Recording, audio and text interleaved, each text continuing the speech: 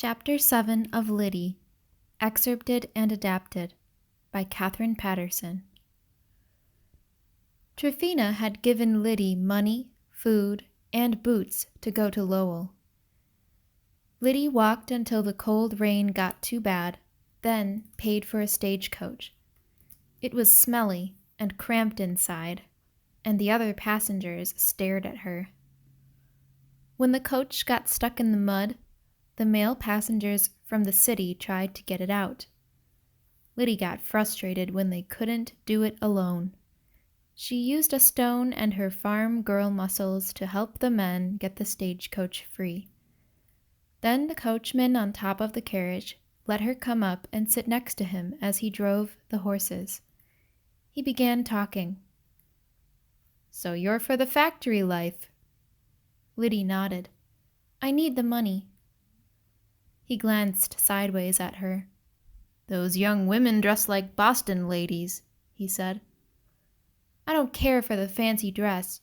There's debts on my farm." "And it's your farm now, is it?"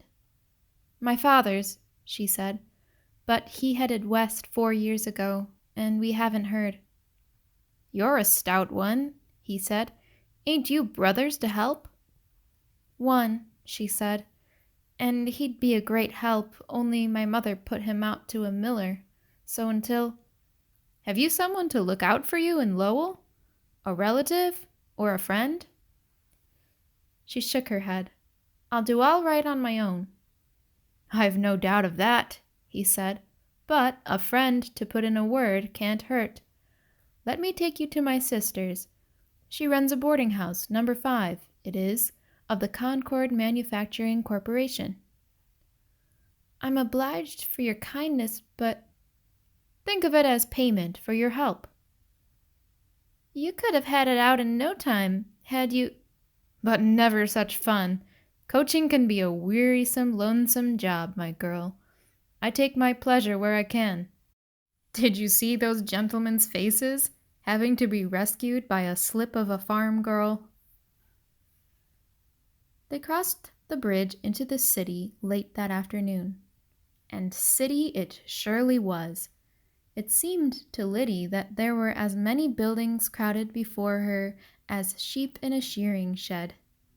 But they were not soft and murmuring as sheep.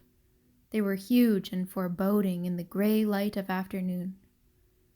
She would not have believed that the world contained as much brick as there was in a single building here. They were giants, 5 and 6 stories high, and as long as the length of a large pasture. Chimneys, belching smoke, reached to the low-hanging sky. And the noise of it! Her impulse was to cover her ears, but she held her hands tightly in her lap. She would not begin to be afraid now. She, who had stared down a bear and conversed easily with a runaway slave.